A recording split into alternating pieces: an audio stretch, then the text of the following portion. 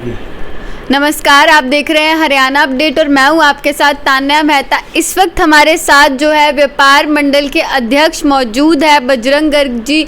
और मैं आपको बता दूं कि जो हरियाणा में आड़ती है हिसार, चाहे वो अनाज मंडी हो, चाहे पूरे प्रदेश में जितनी भी अनाज मंडी हो, वहाँ पर जितने भी आड़ती हैं सारे धरने पर बैठे हैं। तो एक बार इनसे चलिए बातचीत करते हैं और आपसे रूबरू कराते हैं कि धरने पर बैठने का कारण क्या है और इनकी क्या क्या मुख्य मांगे हैं। नमस्कार सर। नमस्ते। तो क्या की मुख्य कारण क्या है धरने पर बैठने का? देखिए, सरकार द्वारा जब भी कोई फसल का सीजन आता है वो नए नए फरमान जारी करके आड़ती और किसानों को नाजायज तंग करने में लगी हुई है और मंडियां बर्बाद करने पर तुली हुई है। सरकार ने हाल ही में एक नया फरमान जारी किया है कि किसान की फसल ई ट्रेडिंग बिकेगी, ई ट्रेडिंग के माध्यम से बिकेगी। ई ट्रेडिंग के माध्यम से बिकना मुख्य कारण दिक्कत क्या है, जैसे बंगाल का व्यापारी है या गुजरात का है, महाराष्ट्र का कोई भी व्यापारी हरियाणा का अगर मतलब अनाज खरीदेगा, कैसे तो यहाँ से माल वो वहाँ जाएगा, कैसे ट्रांसपोर्टिंग होगी, और जब तक ट्रांसपोर्टिंग नहीं होगी किसान का फसल का पैसा वहाँ से वो रिलीज कैसे करेगा। ये बड़ा बड़ा चिंता का विषय किसान और आड़तियों के बीच में बना हुआ है। ऑनलाइन सिस्टम नहीं होना चाहिए, जबकि सदियों से ओपन बोली के अंदर किसान की फसल बिकती आ रही है। ओपन बोली बिकेगी, किसान को फसल के पूरे दाम मिलेंगे, मौके पर पैसे मिलेंगे। किसान नहीं चाहता कि मेरी फसल ऑनलाइन बिके, और ऑनलाइन बिकने से किसान को फसल के दाम कम मिलेंगे, खुली बोली में ज़्यादा दाम मिलेंगे। तो मेरी सरकार से यही अपील है, जिस पर पहले किसान की फसल खुली बोली में बिकती थी उसी प्रकार ओपन बोली के अंदर बिकनी चाहिए, ताकि किसान को अपनी फसल के पूरे दाम मिल सके। ये जरूरी है। हड़ताल का मतलब ये होता है कि पूरे हरियाणा की अनाज मंडियाँ, जिसमें लगभग 50,000 से ज़्यादा आड़ती है, वो किसी प्रकार का व्यापार नहीं करेंगे, ना कोई फसल लेंगे ना बेचेंगे, पूरी तरह बंद है। उन्होंने जितने भी हरियाणा मार्केटिंग बोर्ड और मार्केटिंग कमेटियों लिख के दे दिया भी हम कोई भी परचेज नहीं करेंगे। तो आज से किसी प्रकार की अनाज की खरीद या बेच नहीं हो रही, और पूरा किसानों को भी आप संदेश दे दिया गया है भी आप अपनी फसल मंडियों में ना लाए। तो इसके कारण आज किसी प्रकार की खरीद नहीं हुई, और लगातार आज से अनिश्चित काल हड़ताल मंडियों की है। जब तक सरकार हमारी मांगे नहीं मानेंगी, जब तक हड़ताल मंडियों में रहेगी। और एक दो मांगे और भी है, जैसे धान के ऊपर मार्केट फीस, पहले 0.5% मार्केट फीस थी, 0.5% HRDF था, दोनों मिलाकर 1% था। सरकार ने मार्केट फीस 1 के बढ़ाकर 4% कर दी। हमारी मांग है कि धान पर मार्केट फीस पहले की तरह 1% की जाए, और जो आड़तियों को जो फसल पर आड़त मिलती थी, यानी कि कमीशन मिलता था, वो 2.5% कमीशन सरकार की तरफ से फिक्स है, और अनेकों सालों से 2.5% मिल रहा है। मगर सरकार क्या करती है, जब कमीशन देने की बात आती है तो उसमें पैसे काट लेती है। पहले गेहूं का सीजन था तो 3.37 रुपये इन्होंने वहाँ पर क्विंटल के हिसाब से गेहूं की खरीद के अंदर कमीशन काट लिया, जिसका मतलब करोड़ों रुपए कमीशन का इन्होंने काट लिया। तो हमारी सरकार से ये भी मांग है, 2.5% हमारा जो आड़त कमीशन है, पूरा कमीशन आड़त आड़तियों को मिलनी चाहिए। ये भी हमारी विशेष तौर पे मांग है, किसी प्रकार का कोई पैसा ना काटा जाए, और साथ ही किसान की जो भी फसल पैदावार होती है हर एक फसल के ऊपर आड़ती को आड़त मिलनी चाहिए। ये 3 मांगे विशेष तौर पे हमारी सरकार के समक्ष है, और मुझे उम्मीद भी है सरकार सहानुभूति तरीके से विचार करके इन मांगों को मानने की। अगर सरकार लेट करती है, देरी करती है, तो किसी कीमत पर आड़ती अनाज की खरीद नहीं करेगा, मंडियों में हड़ताल रहेगी। पूरा हरियाणा का व्यापारी, किसान, मजदूर, पलेदार, मुनीम सभी सरकार के खिलाफ आंदोलन करते हुए सड़कों पर उतरेगा। जब तक हमारी ये जायज़ मांगे सरकार नहीं मानती, तब तक आंदोलन जारी रहेगा। तो सरकार की ये क्या सोची समझी साजिश है? जब ये जो पैसे है, ये कमीशन है, काटी गई थी, क्या तब आड़तियों को पता था कि ये काटी जाएगी? ऐसा नहीं। जब हमारा एक फिक्स है कि 2.5% आड़त हमें मिलेगी, काटने का सवाल ही नहीं उठता। सरकार ने बगैर बताए एक तो पैसा काट लिया, और 1 साल के बाद हमारा जो करोड़ों रुपए कमीशन था वो, और करोड़ों रुपए पलेदार की मजदूरी 1 साल बाद दी। जबकि पलेदारों ने जो काम किया, मजदूरी करते हैं, उसको शाम को पैसे चाहिए, तो ताज़ा कमाना ताज़ा खाना। जब उनको पास पैसे नहीं, बेचारे भूखे मरेंगे।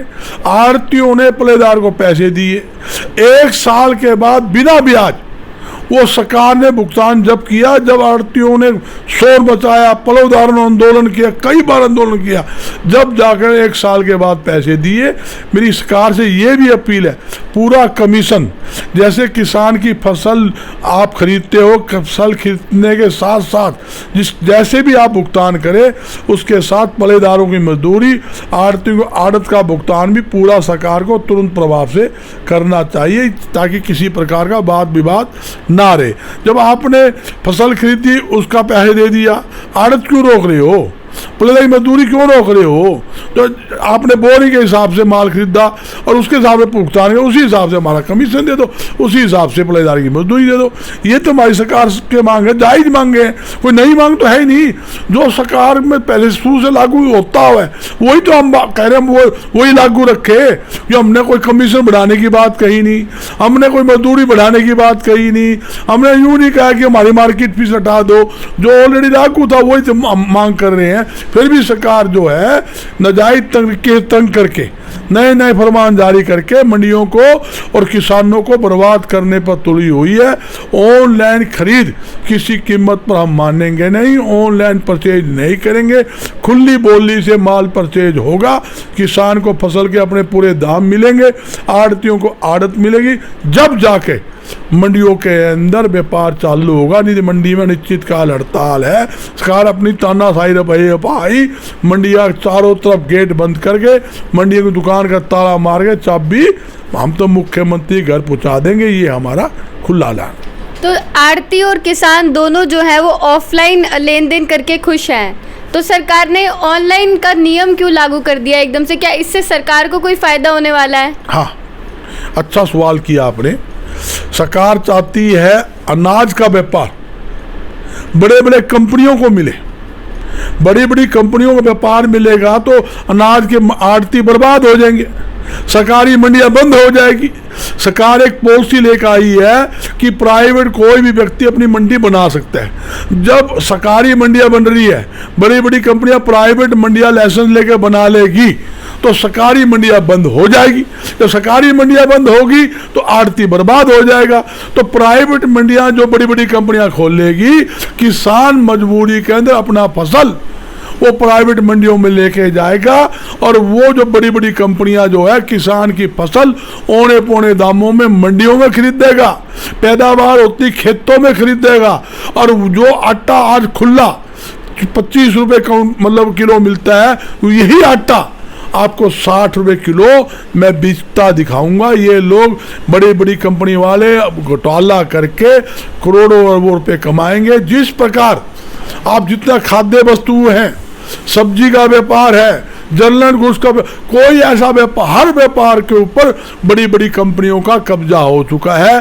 सिर्फ 2 आइटम बची है, एक तो जमीन और दूसरा खेती का व्यापार। बड़ी बड़ी कंपनी चाहती है भी इनके ऊपर भी हमारा कब्जा हो जाए, ताकि हमारे देश में मोनोपोली रहे, अपने मन मर्जी रेटों पे हम सामान बेचें। ये इनकी सरकार की पॉलिसी है। सरकार उनको लाभ पहुंचाने के लिए आड़तियों को और किसानों के साथ जाति करने में लगातार लगी हुई है। जिस प्रकार किसानों ने आंदोलन किया, आंदोलन में 700 किसान शहीद हो गए, उसी प्रकार ये चाहते हैं भी व्यापारी भी दुखी होकर अपना व्यापार छोड़ के और कोई काम में लग जाए, अपना काम छोड़ दे। ये बड़ी भारी दिक्कत है। तो आज के टाइम में तो सरकार जितनी भी चीजें, चाहे कोई भी सेक्टर ले ले, हम हर सेक्टर को प्राइवेट करना चाहती है, प्राइवेटाइजेशन लागू करना चाहती है। अब आम जनता को तो इसके बारे में नहीं पता है कि आगे आने वाले टाइम में अगर हर सेक्टर प्राइवेटाइज हो जाएगा तो आम जनता के साथ कितनी बड़ी धोखाधड़ी होगी। जितने भी रेट हैं वो बढ़ जाएंगे, फिर चाहे वो खाने के हो, जिस तरीके से आपने भी बताया कि खाद्य पदार्थ जो हैं, जो अभी बहुत 25 रुपए के रेट में अगर मिलते हैं, तो अगर प्राइवेट कंपनी आ जाएगी तो 60 रुपए के रेट में मिलेंगे। तो लोगों को ये बात समझनी पड़ेगी कि उनके साथ धोखाधड़ी इस तरीके से सरकार कर रही है। क्या ये बात सच है? देखिए, सरकार की अपनी पॉलिसी है, सरकार चाहती भी बड़ी बड़ी कंपनियां फले फूले और बड़ी बड़ी कंपनियों हाथ में सारा व्यापार आ जाए, और छोटे छोटे दुकानदार देखो ऑनलाइन व्यापार हो रहा है तो छोटी छोटी दुकानें बंद हो रही है ना। जब किराना का सामान मॉल के अंदर सस्ता मिलेगा तो गली के अंदर सामान कौन खरीदेगा। तो हर चीज़ का व्यापार जो है सरकार के सेंट्रलाइज करना चाहती है। सेंट्रलाइज का मतलब कि बड़े बड़ी कंपनियों को हर व्यापार के अंदर घुसोना चाहती है। जब बड़ी बड़ी कंपनियां घुस जाएगी छोटे छोटे दुकानदार ऑटोमेटिक व्यापार खत्म हो जाएगा। आपने एक अच्छा सवाल किया भी प्राइवेटेशन। जहाँ तक मैं बताऊँ तो अनाज मंडी सरकार की बनाई हुई है, मार्केटिंग बोर्ड सरकार ने बनाया हुआ है, मार्केटिंग बोर्ड के माध्यम से अनाज मंडियाँ काटी हुई है और प्राइवेट दुकानदारों को करोड़ों रुपये लगा के वहाँ व्यापार फैलाया हुआ है। दुकानें मंडी बोर्ड से मोह ले रखी है।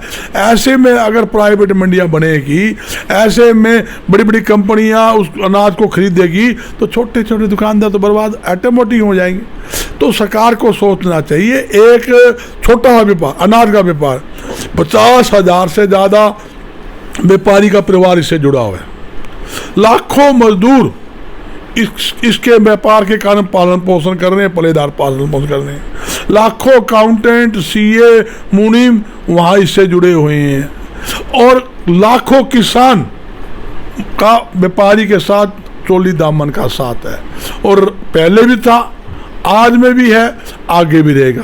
तो ये सरकार गलत हरकत करके भाईचारा खराब करने की जो नाकाम कोशिश कर रही है वो उचित नहीं है। इसी का तो हमारा विरोध है। हम कहते हैं भी खुली बोली बिके, ओपन बोली बिके, कोई भी ले जाए, जो किसान को फालतू दाम देगा वही लेगा ना। 100 खरीदार है, एक किसान की ढेरी पड़ी है तो बोली बोल लेगा, जो ज़्यादा बोली में देगा ले जाएगा। इसमें झगड़ा क्या है। ऑनलाइन में कौन आएगा, ऑनलाइन में तो जो बड़े बड़े धन्ना सेठ बैठे वो पौने पौने दामों में खरीद देंगे। मन अगर वहाँ माल बम्बे जाएगा और वो कहेगा ये तो गेहूँ का नक्का टूट रहा है, रंग फेड है या गिल्ली है, मैं तो नहीं लेता, वहाँ से माल उल्टा आएगा। जो करोड़ों लाखों रुपए जो किराया भाड़ा कौन देगा, किसान का भुगतान कौन करेगा। ये बहुत बड़े सवाल है, बहुत बड़े चिंता का विषय है। ये ऑनलाइन सिस्टम करके ये चाहते हैं कि सरकारी जो मंडियां हैं जहां आड़ती काम कर रहे हैं ऑटोमेटिक ये बर्बाद हो जाएंगे, किसान की फसल वो ले जाएंगे, किसान उनके अधीन हो जाएंगे बड़ी बड़ी कंपनियों के। इसलिए सरकार ये धक्काशाही करके 8 साल, आज से नहीं ये 22 साल ऑनलाइन का फरमान जारी करते हैं, 22 साल वापिस लेते हैं। ये भी मजबूरों में इनको वापिस लेना होगा, मैं दावे के साथ कहता हूँ। तो जिस तरीके से आपने पूरी बातचीत सुनी है हमारी गर्ग जी के साथ कि जो भी इस वक्त अनाज मंडी में फ़िलहाल हो रहा है, जब तक आढ़तियों की जो भी मांगे हैं, मुख्य मांगे 3 वो नहीं मानी जाती, तब तक पूरे हरियाणा में अनाज मंडी बंद रहेगी। किसी भी प्रकार का कोई भी लेन देन नहीं रहेगा। इस वीडियो को ज़्यादा से ज़्यादा शेयर करिए और ज़रूर कमेंट्स करके बताइएगा कि सरकार जो है क्या ऑनलाइन सिस्टम करके, प्राइवेटाइजेशन करके पूरे हिंदुस्तान में सही कर रही है या गलत। इस वीडियो को ज़्यादा से ज़्यादा शेयर करिए। ताज़ी खबरों के लिए जुड़े रहिए हरियाणा अपडेट के साथ। धन्यवाद। वो आ रहे हैं।